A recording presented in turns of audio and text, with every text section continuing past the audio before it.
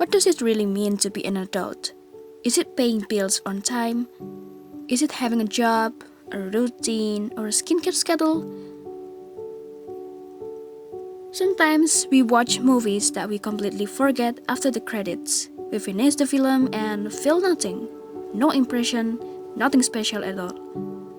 But some movies stay with us for years because they show a truth about life and emotions, something that we can relate to and something that we really feel.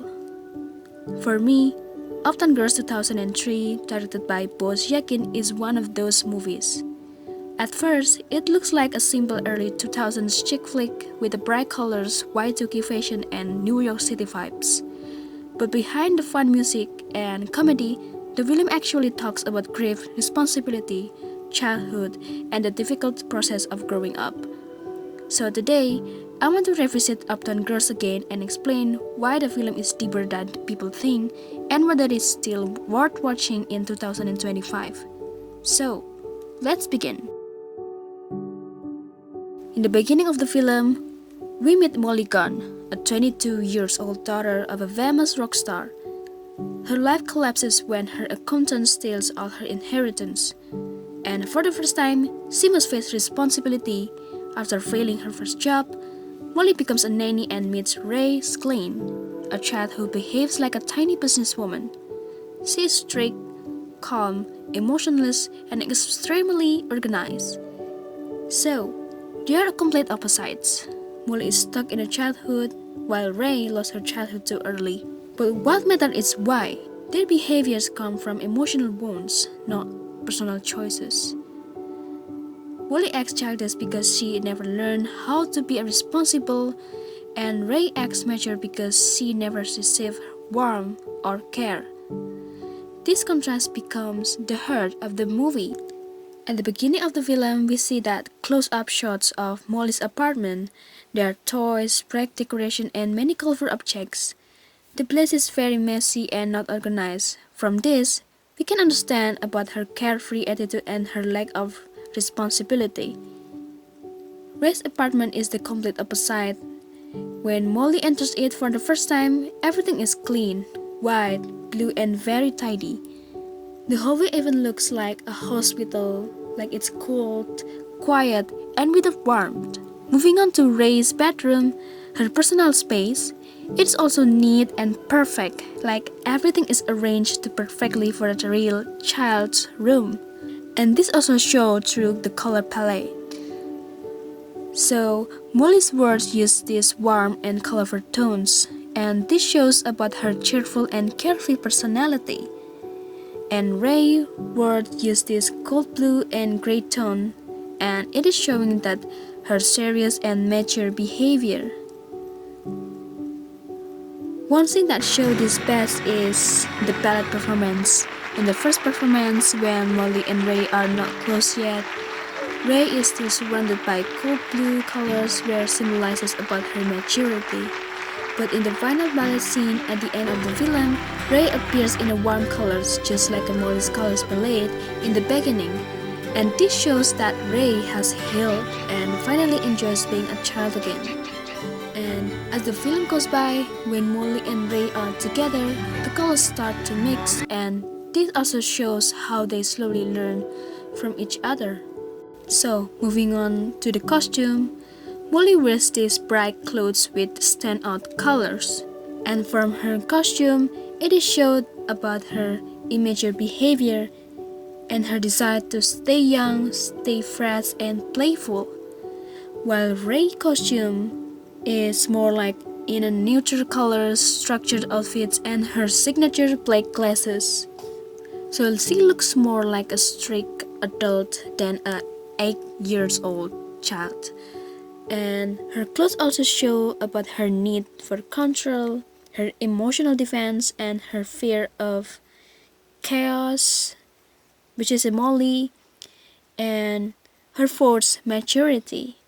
So together, their outfits answer the question like being an adult, it is not about how you look, it is about the emotional readiness. And from the lighting also help to show and emphasize this. Molly is always shown in a warm and soft light which fits her childish and emotional nature, while Ray is shown in a cool, strong lighting which makes her look cold, distant, and serious. As they grow closer, the lighting in their scenes become more balanced, and it is also shows their emotional growth. So, the film also used these important objects that relate with them to show the characters' emotions even when they do not speak. For Molly's father's guitars, it is represent about her past and her connection to her father. So she holds onto it because she is not ready to accept his death, and the guitar is placed in the center of her colorful apartment to show that how much she lives inside her memories. When Molly finally lets go of the guitars, she begins to grow, and this moment shows that she is ready to accept reality, to connect with Ray, and to go move forward. Another prop is Ray black glasses. So Ray glasses help her hide her emotions. People say the eyes are the window to the soul, meaning your eyes cannot lie, and Ray knows this so well. She uses her glasses to hide her sadness and fear and being vulnerable. Whenever she takes off the glasses, we can see her true feelings through her eyes. For example, in this scene where Molly takes Ray to Coney Island in front of spinning teacup ride, the camera shows a close-up of her face and we can clearly see that she looks sad and vulnerable. So, like I said before at the beginning, even though Upton Girls look fun and colorful, the film explored several deep emotional themes. Both Molly and Ray struggle with grief, but they express it differently. Molly avoids her sadness by acting playful and careless, while Ray hides her by controlling everything around her. The film also shows about the parentification, as Ray behaves like an adult because the real adults in her life fail to give her warmth and support. Molly also experienced something similar, since she also grows up without proper guidance, and their stories connect to delayed adulthood also, because Molly is not irresponsible on purpose, she is simply scared and unprepared to face emotional pain or responsibility.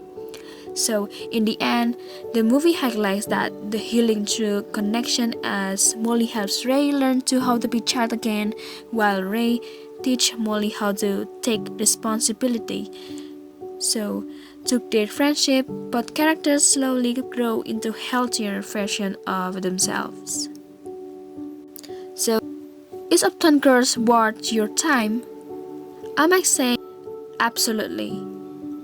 If you want a film that is light but meaningful, with a little bit spark of funny but at the same time emotional, I think this Upton Girls is suitable for you, and you might want to try it after this.